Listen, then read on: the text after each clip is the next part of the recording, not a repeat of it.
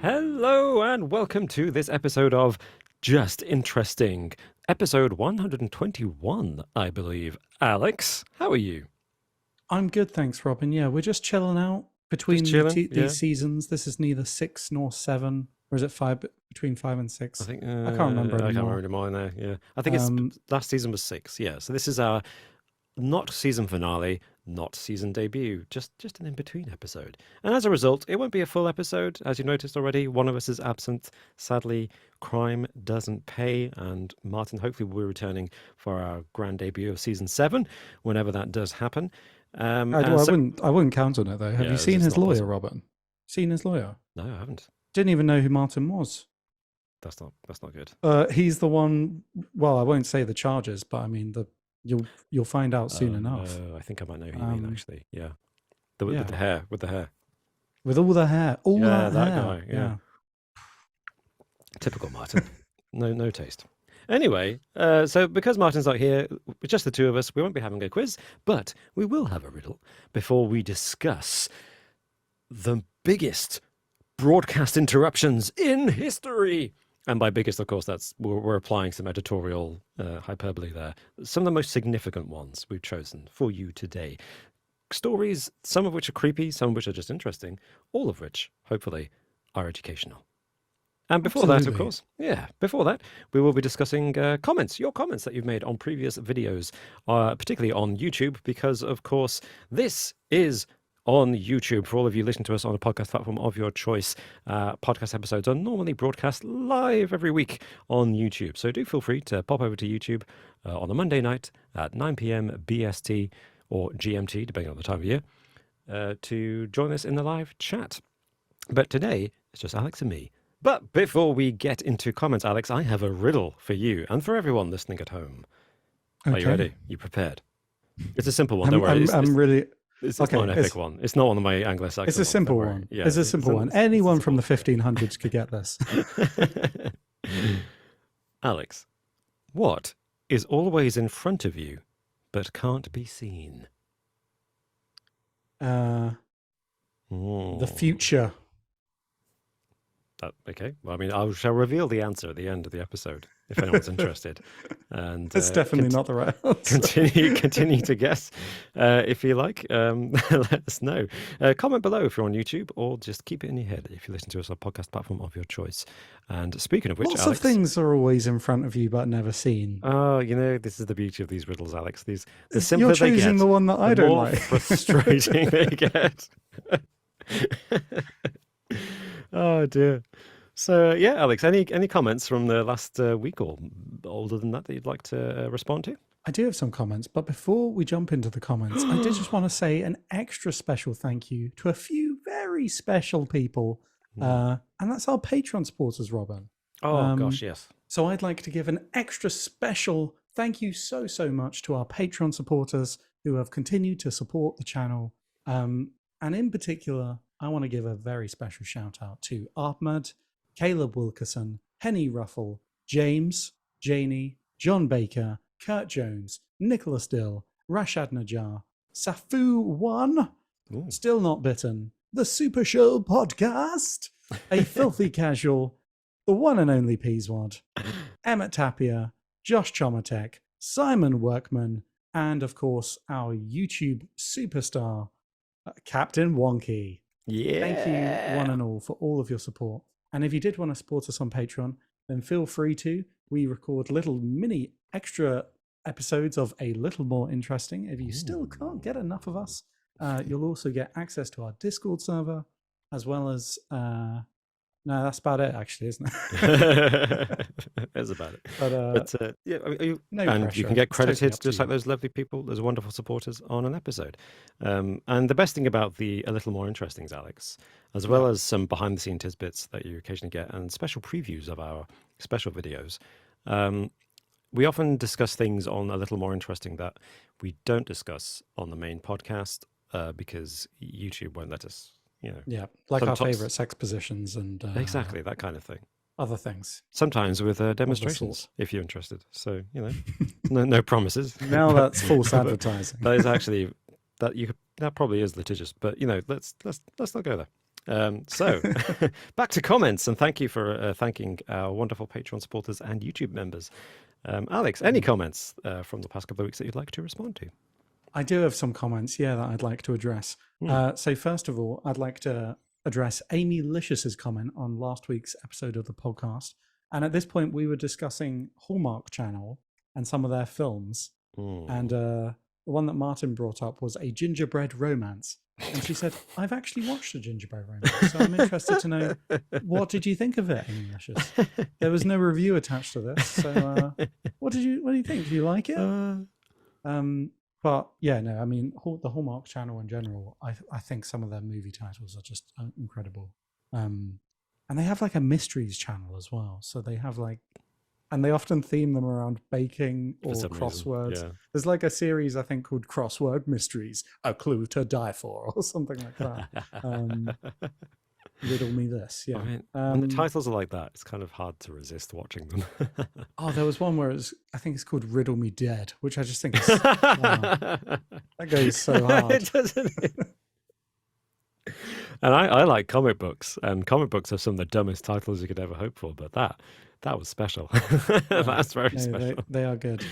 I also I wanted to give a quick shout out to Palvel, also on last week's episode, who says, Alex's face when he reveals the theme of the quiz. So cool. Proud of himself. Good job, mate. Lots of love from Mendoza, Argentina. Oh, wow. Thank you so much. I was very proud of myself for the... And rightly so. That was, well, it was an epic quiz. It was 20 questions, and they were all connected, which is amazing. I won't reveal the theme in case people haven't watched it, but I was quite proud of that one, yeah.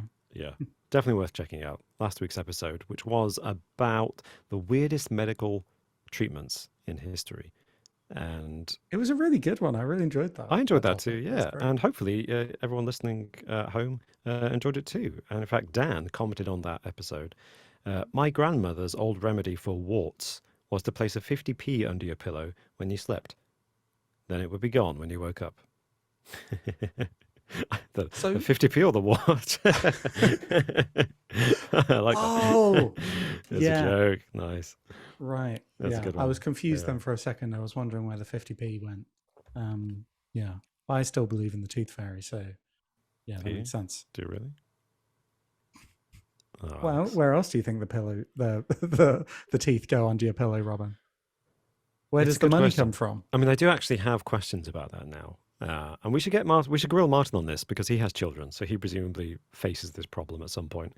I got to the stage and I moved past it. When I realized the tooth fairy probably wasn't real and it was my parents, I thought, whatever, eye roll, move on. And now I'm reflecting on it and thinking, what did they do with the teeth? Probably threw them away, Robin. I'm not. But is that weird? I don't know. What would you do? I feel like that's weird. It's weird to keep them and it's weird to throw them away. It just feels weird. It's like, what if you lost the tip of your finger in an accident? Would you keep it or throw it away? Whereas the idea of a fairy coming in and just taking your teeth is perfectly normal. I'm sure the fairy has legitimate reasons for taking children's teeth. Hey, I'm a firm believer in magical creatures that do home invasions on a regular basis. Santa and the tooth fairy. The story of how I realized the tooth fairy wasn't real was actually kind of mildly traumatic. Oh no. Well, no, not really. It was just a funny way that my mom phrased it. So okay. So I was getting that at that age where I was a bit suspicious that the tooth fairy might not actually be real. Oh, okay, I see, yeah. So I put my teeth under my pillow without telling my parents first. Yeah. And I woke up the next day and my tooth was still there. So I told my mom, I was like, Mum, the tooth fairy didn't come. My teeth's still under my pillow.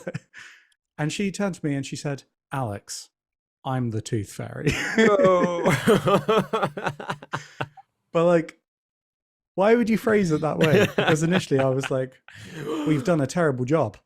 Mind blown. Whoa, now it all makes sense. No, I was like, are you sure she actually isn't the tooth fairy? She wasn't being metaphorical. She was literally saying, Alex, I'm the tooth fairy. And you are the offspring of the tooth fairy. Is that what you're telling me, Alex? Well, I mean, she never corrected it. So yeah, maybe she technically didn't lie. My gosh. Whoa. Whoa. You heard it here Anyway, first, folks. Scoop of the century. Tooth Fairy's now, real, and it's Alex's now. mum. Well, great. Now I'm reliving that mild trauma. Well, speaking of trauma, there must be some people who probably experienced the broadcast interruptions that we're about to discuss and still have trauma from some of them. And I think you know the Mm. ones I'm talking about. So in fact, listening at home, all of you lovely people probably recognize a couple of these because they're so infamous. They've permeated pop culture and the internet, and it's hard not to have heard of these particular incidents. But I'm looking forward to finding out which ones you have heard of. And please do tell us in the comments below on YouTube or on Twitter if you're listening to us on the podcast platform of your choice. Feel free to contact us on @JInterestingYT on Twitter and let us know which of the following you've heard of. So, Alex, are you ready to discuss the most incredible broadcast interruptions in history? I'm very ready, Robin. Let's jump into it.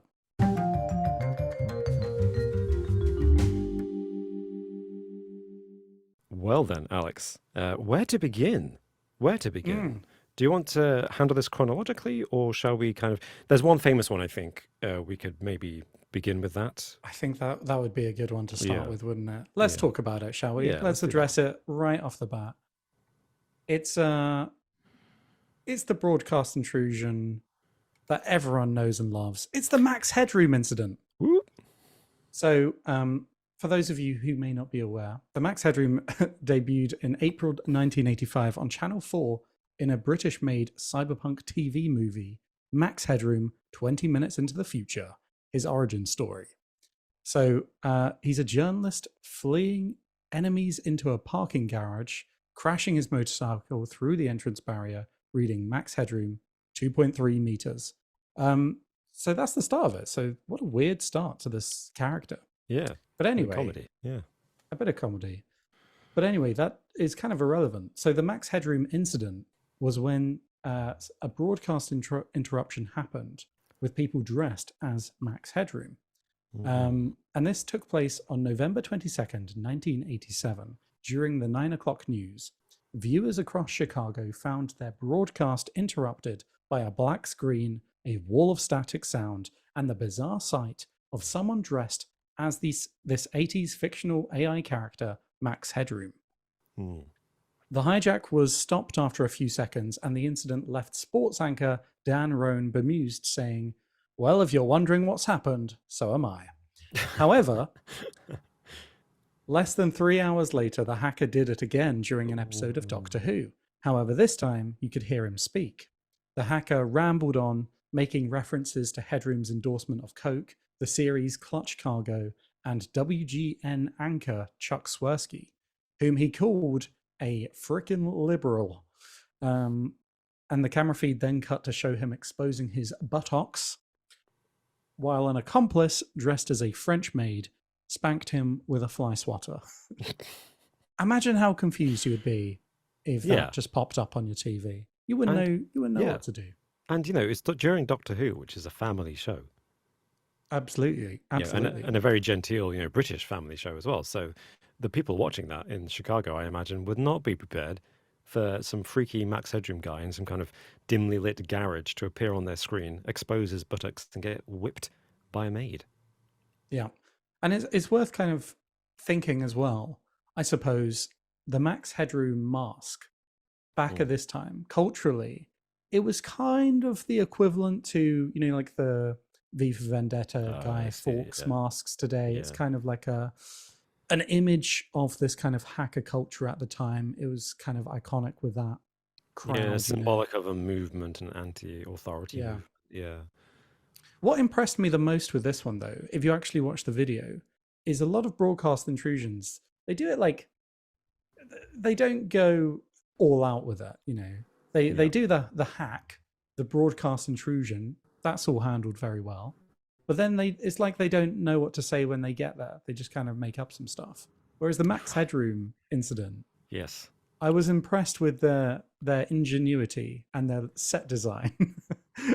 They had a maid outfit. They had this Max Headroom costume, and they'd also emulated the Max Headroom background, which for those of you who Yeah, don't they know, had, yeah. it was lots of kind of neon lines on the screen at different angles, and they'd kind of emulated this with corrugated iron, which I felt was very ingenious.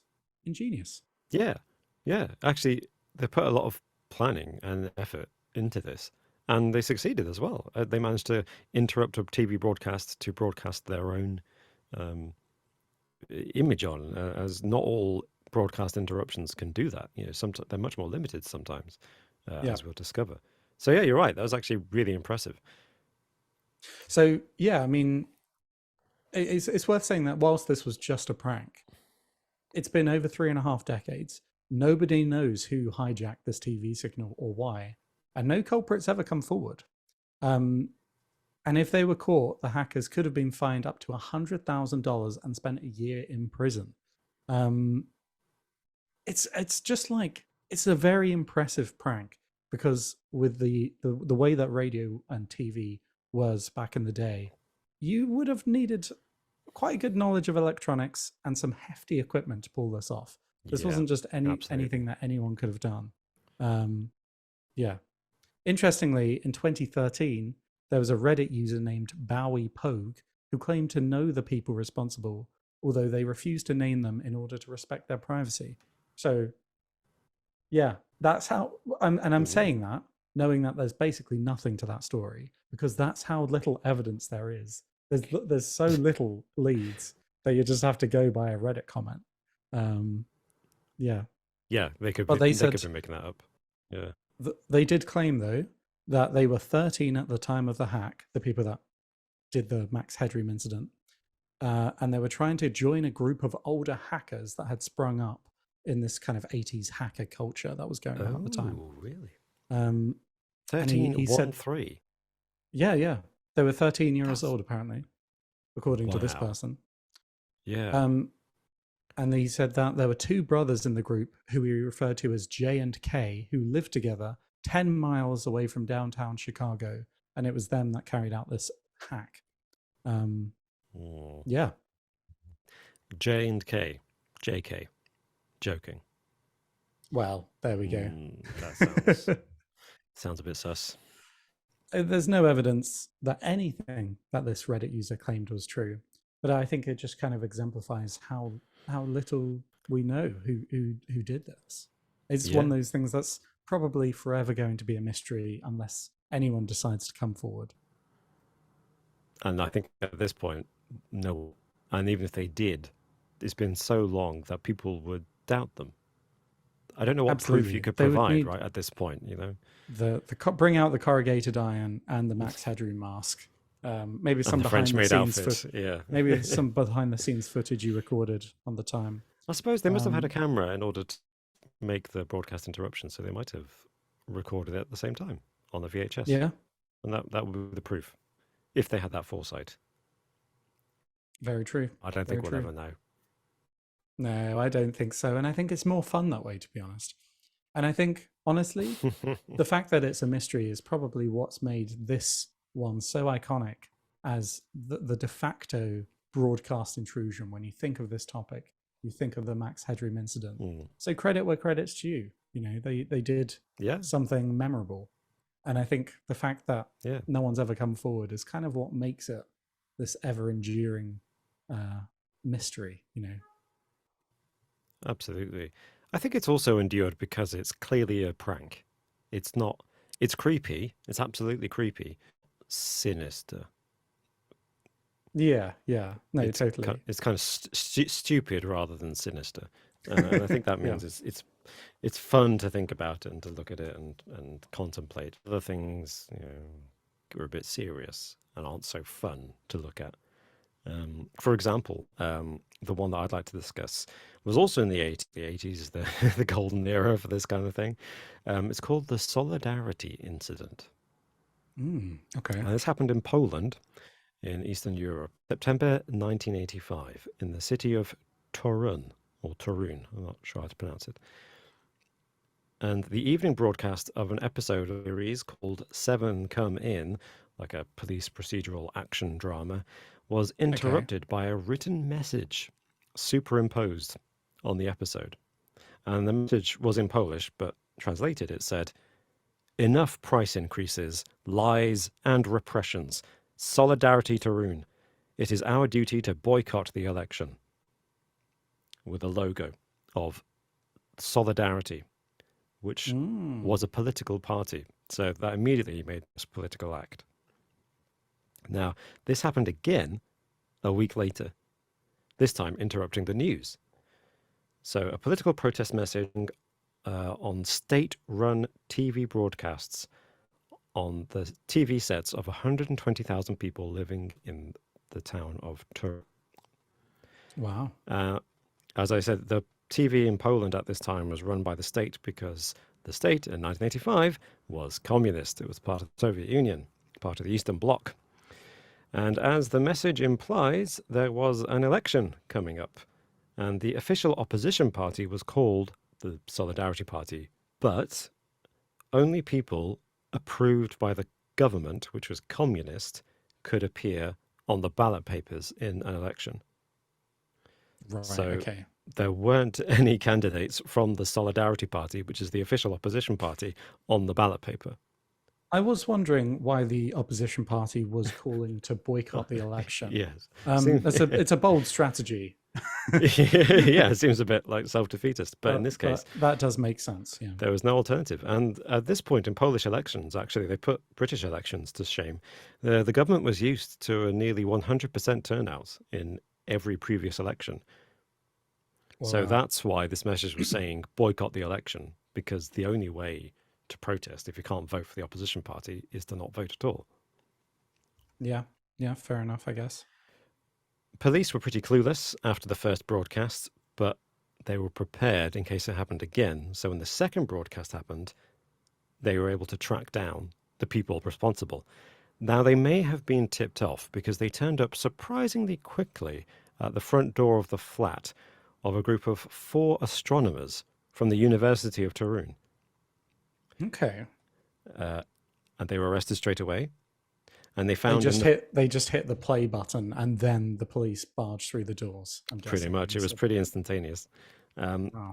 And they found that these 4 astronomers were using a ZS Spectrum home computer, a synchronizing circuit, and a transmitter to send their message and superimpose it over the TV broadcasts, because they'd realized that all you had to do was use a computer to program your signal to synchronize exactly with the signal being transmitted by the state-run TV, because the technology was so kind of simple.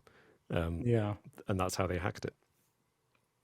The 4 men were charged with possession of an unlicensed radio transmitter and publication of materials that could cause public unrest, which, sounds like the typical kind of communist regime thing to do. Sure. Yeah. And unsurprisingly, they were found guilty. But Yeah. at their sentencing, the judge noted that they were all prize-winning scientists, and they were well respected and had published quite a lot of papers that had been peer-reviewed and, in fact, won them prizes. So the judge decided to give them each probation and a fine of the equivalent of just under $100. Oh, Yeah. got away with that. Basically, they got away with it. Yeah. Did the judge then- tell them that their work was out of this world? I hope he did. I hope he did. Did they say to the judge that they were over the moon? Oh. Come on, rapid fire, Alex. Where's the next one? No, you put too much pressure. I can't think. Well, they aimed for the stars, and they didn't quite strike out. But hey, they did it, and they basically got away with it. And 4 years' time, 1989 was the next election.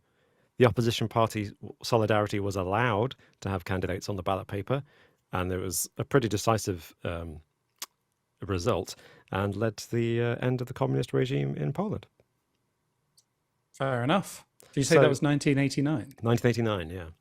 So shortly, I think shortly before the whole thing came crashing. exactly, down, I yeah. It guess. was in that part. It was one of the triggers for that wave of the collapse in the Soviet Union, and but I like to think that this hack, because it became so notorious and was reported on in the West, obviously, as well as in Europe, and presumably across the rest of Poland, must have led to or been a contributing factor to the change by 1989 when the communist government said, all right, we'll actually allow some opposition candidates to be on the ballot paper. Yeah. Yeah. Yeah. I Because do. I not the wonder, like, turnout normally was 100%, but in this election, after this hack, the turnout dropped to about 70%, 78 maybe. wow. Okay. Yeah. That is what I was wondering. That's an Yeah. amazing effect. Wow. Yeah, yeah. Huge. I'm surprised as well because in some countries the turnout is like, yeah, 100%, but like in Australia, um, it's a legal requirement to vote, Yeah, it's isn't it? mandatory. You Yeah. get fined. So when you said it was 100%, I'm surprised they were allowed to not vote. Yeah, it sounds a bit weird. Like they Boycotting was didn't. even an option. Yeah, yeah. Given the nature of the regime, you'd expect it to be very much a kind of armed soldiers at your door. Have you voted yet? Come and Yeah, vote. exactly. Yeah, But apparently, it wasn't quite that bad. But so yeah, interesting. that was the 1985 Solidarity incident. Oh, that's a good one. Yeah. Thank you. Now let's go back to a stupid one, shall we? Yay! So I wanted to take you back a little bit earlier to 1977. And this was the Southern Television broadcast hack. So at around 5 p.m. on November 26th, 1977, ITV viewers were disturbed when their regular scheduled programming was interrupted and replaced with a 6-minute transmission from an alien, Robin. What? An alien called Vrillon. That's Vrillon. I think I washed my clothes with that.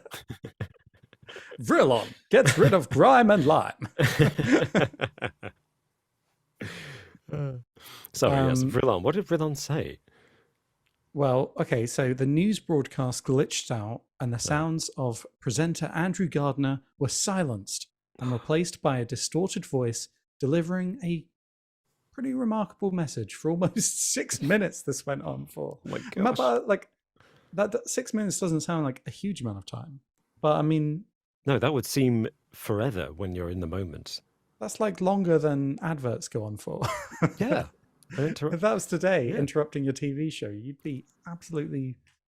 That would ruin your evening. Yeah, absolutely. But I mean, I don't know if this would ruin your evening though, because it was quite funny. Okay, what do you say? Well, so it purported to be a communication from an individual calling themselves Vrillon, representing a body called the Ashtar Galactic Command. Okay. And the message was simple. We humans had to give up our warlike ways and embrace a more peaceful existence before it was too late. Oh. I said, for many years you have seen us as lights in the skies. We speak to you now in peace and wisdom, as we have done to your brothers and sisters all over this, your planet Earth. Be still now and listen, for your chance may not come again. All your weapons of evil must be removed. This was on ITV, which is an interesting way that aliens from a galactic command would choose to get in touch. But hey, there you go. I mean, I have to admit, that was kind of beautiful, Alex. That was poetic and absolutely wonderful sentiment, Vrillon of the Ashtar Galactic Command. Yeah. Yeah. Well done, I mean, Vrillon. it was more important than whatever Andrew Gardner was talking about, I'm sure. Are we sure it wasn't actually an alien? Because it sounds like the kind of thing an alien would say. Well, this is the mystery, Robert, because we don't know who did this. Oh, really? Yeah, this is another mystery.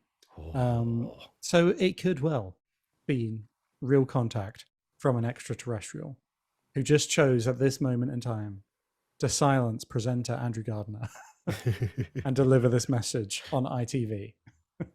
I mean, if I were 5 Andrew p.m. Gardner, I would be flattered that aliens chose my program to interrupt, because presumably they were trying to transmit this for maximum effect, even if it was only on ITV, one of the 3 channels on British television. Yeah, not everyone saw this. Yeah, it wasn't a prime time slot, I don't think. So, yeah. But it was just ITV, so there must have been something about ITV's broadcast signal that would narrow down the Mm. suspects, right? If it were a human, presumably it was somebody who knew how ITV was transmitted and didn't know how, say, the BBC did this. So they were able to hack ITV, but not BBC. That's very true. But I mean, there is actually a pretty significant lead to help Okay. narrow down the suspects. Okay. So there's a theory that someone in what's called the Raelian community could be responsible for the hack. And Sorry, this was, Raelian. Are they also aliens? Was- well, I mean, not quite, but this was a new Okay. this was a new age religion founded in the Oh. 1970s by a man named, get this, Claude Vorillon. Not Vrillon, Okay. Yeah. but Claude Vorillon. That sounds a bit. Yeah. Okay. And part of their beliefs was that humans were created by an extraterrestrial race. So yeah, so I Must be a mean, not, Scientologist. Yeah. so were they aliens? No, not really, but kind of a bit. So yeah, Yes. If so we're it descended could. from aliens, are we aliens? Good This one question. could have been Claude, could have been Could have been Claude Claude. of the Raelians, but we don't really know. There was no evidence, to be honest. Maybe I just I. thought that was an interesting one. It's really interesting. Yeah. And again, an unsolved mystery. And I wonder, maybe ITV doesn't stand for what I think it stands for. Maybe it stands for intraterrestrial Vrillon.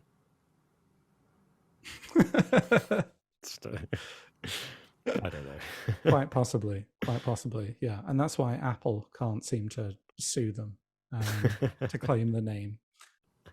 But it's also nice that it's nice that if someone is hacking into, a TV network, that they're using it for a positive, to bring about positive change. Yeah.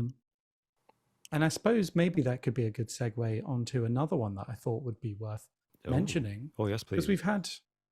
we've had ones from 1970s, 1980s, Yeah. but there was one relatively recently, Oh. not even relatively, just straight up recently, Yeah. in 2022. Oh gosh. And this was the anonymous hack of Russia after Russia's invasion of Ukraine. Oh. And on February 26, 2022, the hacker group Anonymous, as part of the cyber war that they declared on Russia, hacked several pro-Kremlin TV channels, Channel 1 Russia, Russia 1, among some others, broadcasting a poem written by the Ukrainian singer Monatic about the Russia-Ukrainian war, using footage and Ukrainian music. And this also happened again on May 9th, 2022, during Russia's Victory Day parade in Moscow.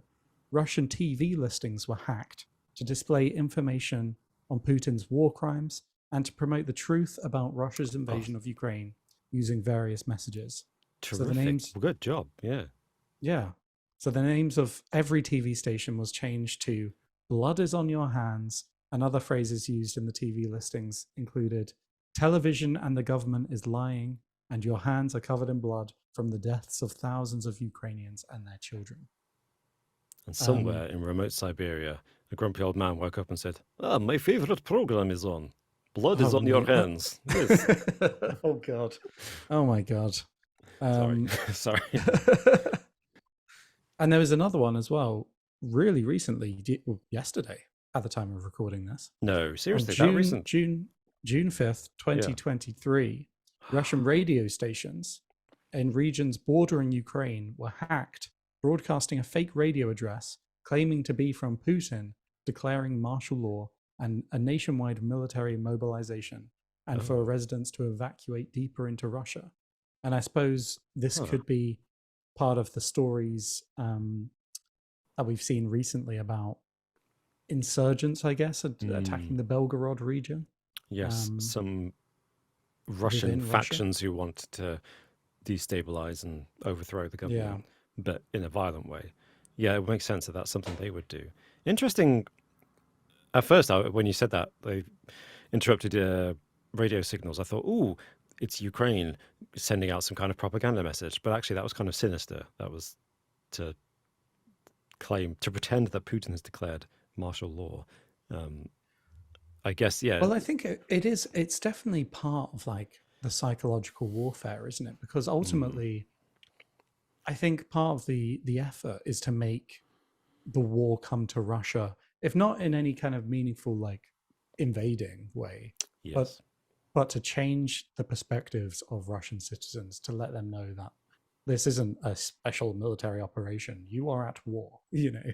So Yes. if they can Yeah. make them think that they have to now suddenly evacuate their homes, then that has going to have an effect on them, and they're going to possibly think, actually, maybe this sucks and we shouldn't be doing it. No, that's a good point. Yeah. And it may also have So some noble intent as well. If it's encouraging people to evacuate, it's presumably encouraging civilians to evacuate. Maybe they have a plan for some kind of attack, then they want to minimize civilian casualties. possibly, but I think this was still attributed to Anonymous. Um, Oh, okay. So what it was, yeah, okay. oh, I mean, actually, it doesn't say that. I think the one on February 26, 2022 is attributed to Anonymous. Yeah. And the others, I don't know if there's any information on where they come from yet. Too The soon thing to is, say. well, this is it. Because everything's happening, so this is very modern and is still part of an active conflict. I Yeah. think we're not going to get a lot of information about this because obviously people don't want the people involved in this don't want other Mm, people to know how they did this or even where they did this from, yeah. um, where these attacks come from. Just like I don't think the opposite side, I don't think Russia necessarily wants to Mm, explain how these hackers did this in case another group is able to do it again. They probably everyone involved in this probably wants to keep it a bit hush hush. yes, that's true. At Yeah. least, so it might not be for a while that we find out information on this. But I do find it interesting that these broadcast intrusions are still happening in this day and age. Still happening, yeah. And with an interesting purpose. They've gone from being pranks or messages of goodwill to tools of war, essentially. Yeah, yeah, And we know Kyo Rose in the Second World War. Propaganda radio is a long standing thing, and dropping leaflets and flyers with propaganda on them. But that's not the hacking into a broadcast signal. That's that's just transmitting your radio station at the same time as other radio stations are on. So people have to stumble across it as they tune their radio. Whereas this, like interrupting people's usual listening to force a message on them, to force some kind of destabilizing propaganda. That's potent stuff. it is indeed. Yeah, yeah. It is indeed. Oh, well, thank you for that, Alex. That's incredible. Thanks for bringing those examples. Well, I was thank good. you, Robin, as well. I didn't know about solidarity, the solidarity hack. Solidarity. That was an interesting one. Yeah. Thanks. Yeah, I thought it was interesting. And let us know, listening at home, watching us on YouTube, please leave a comment or give us a tweet at JInterestingYT. Which of those was your favorite, if that's the right word?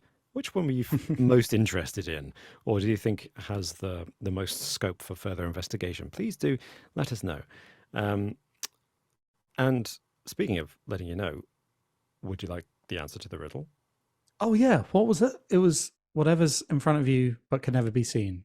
I shall read it out again for Yeah, the benefit yeah. of those who Rather can't than remember. me paraphrasing. It Sure. was you were close. You're very close. What is always in front of you but can't be seen?